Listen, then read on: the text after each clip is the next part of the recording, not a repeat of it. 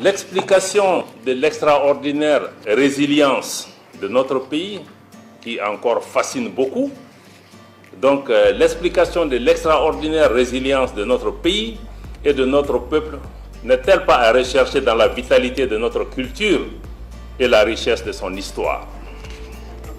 Notre quête permanente de souveraineté, de respect, de respectabilité, de dignité et de grandeur ne trouve-t-elle pas ses origines dans notre héritage historique et culturel? Je suis persuadé, mesdames et messieurs, que le problème de l'Afrique n'est pas économique ou n'est pas qu'économique.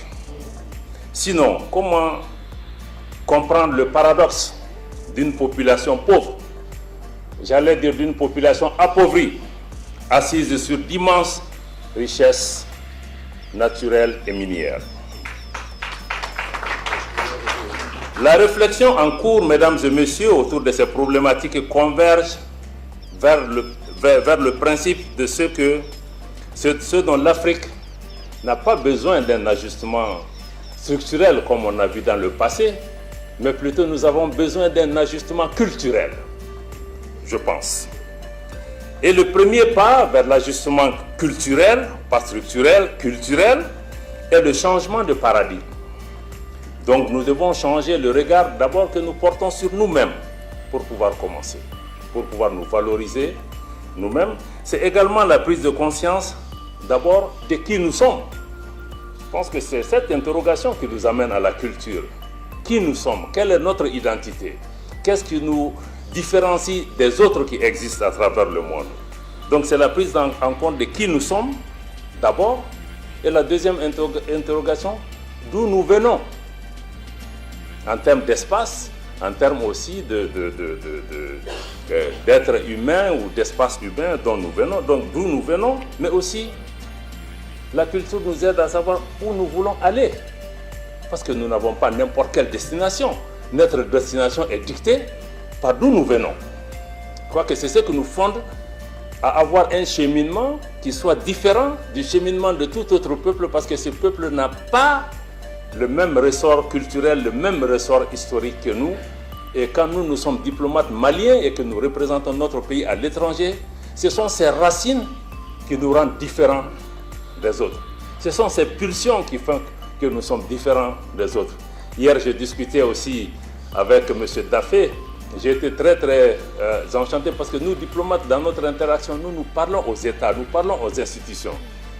Il m'a dit que la culture parle au cœur, c'est de cœur à cœur, la connectivité vient de là. Je crois que c'est là la différence. J'ai été très charmé parce que c'est comme les téléphones portables.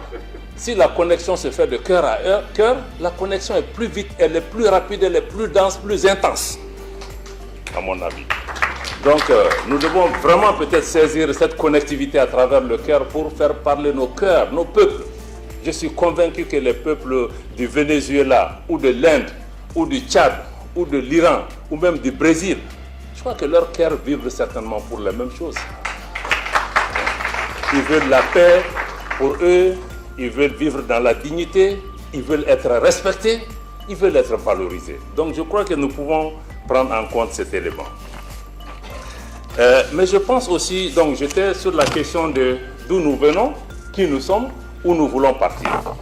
Mais rien de tout cela n'est possible si nous ne reprenons pas confiance en nous-mêmes pour sortir définitivement et sans complexe des schémas de domination, mais aussi des schémas de prédation, faisant de nous un réservoir dont tout le monde veut se servir au détriment des intérêts vitaux de nos populations. Le partenariat d'égal à égal, ou même ce que nous appelons le partenariat gagnant-gagnant, sera à ce prix. Parce qu'il faut que nous-mêmes nous ayons confiance en nous, nous soyons ouverts, que ceux qui viennent gagnent, mais que nous gagnons d'abord. Je pense que c'est cet élément. Voilà, merci beaucoup.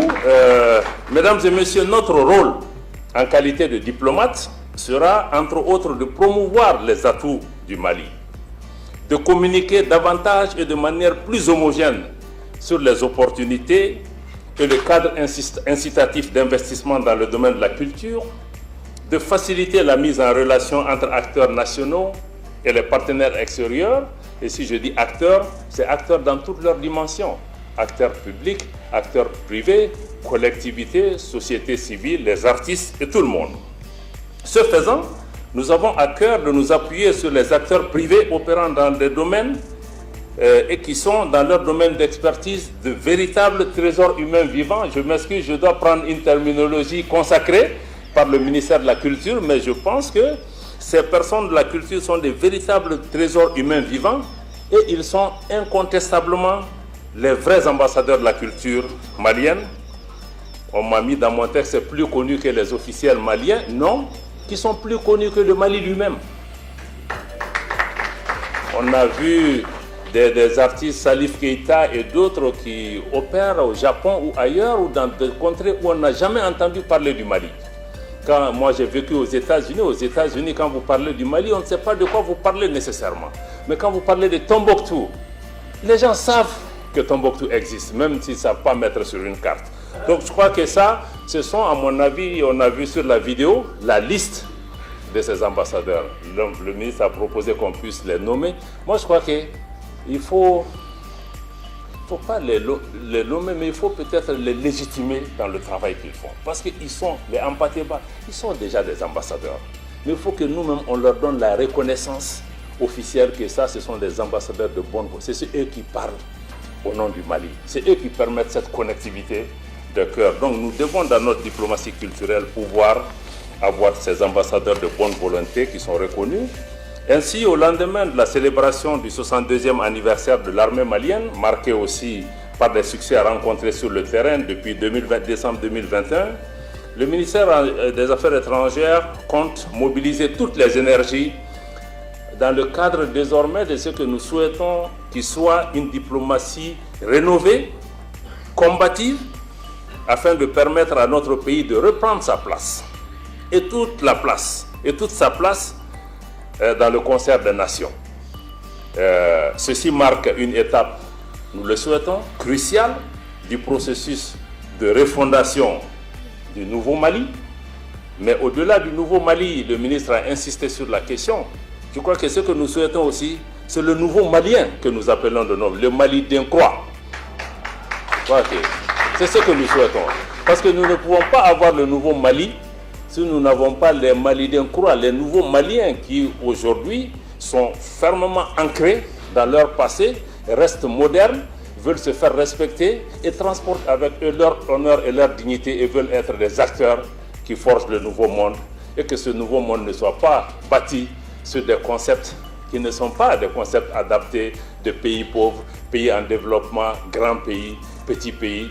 Je crois que dans le concert des nations, chaque nation, grande ou petite, je crois, a la possibilité de pouvoir s'asseoir à cette table, de pouvoir contribuer, de pouvoir façonner, de pouvoir amener des réponses. Et souvent, ce qu'on appelle les grandes nations peuvent même créer plus de désordre que les petites nations qui peuvent aussi contribuer à forger des solutions plus durables si nous mettons en avant les notions de respect mutuel, de considération mutuelle, de respect égal à toutes les civilisations.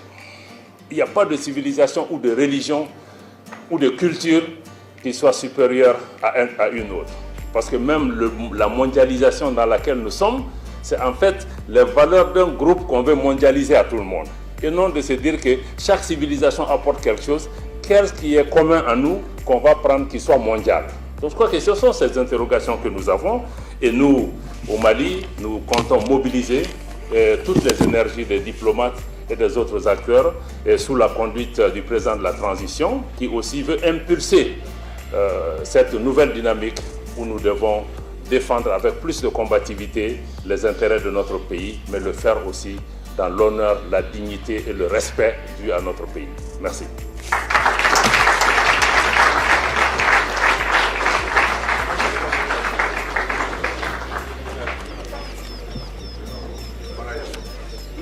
Merci beaucoup, Son Excellence, M. Abdoulaye Diop, ministre des Affaires étrangères et de la coopération internationale du Mali. Leur Excellence, Mesdames et Messieurs, à présent, nous prions le protocole de prendre les dispositions pour la photo de famille et la pause café. Mais avant, l'honneur revient à Son Excellence, M. Abdoulaye Diop, de suspendre la session.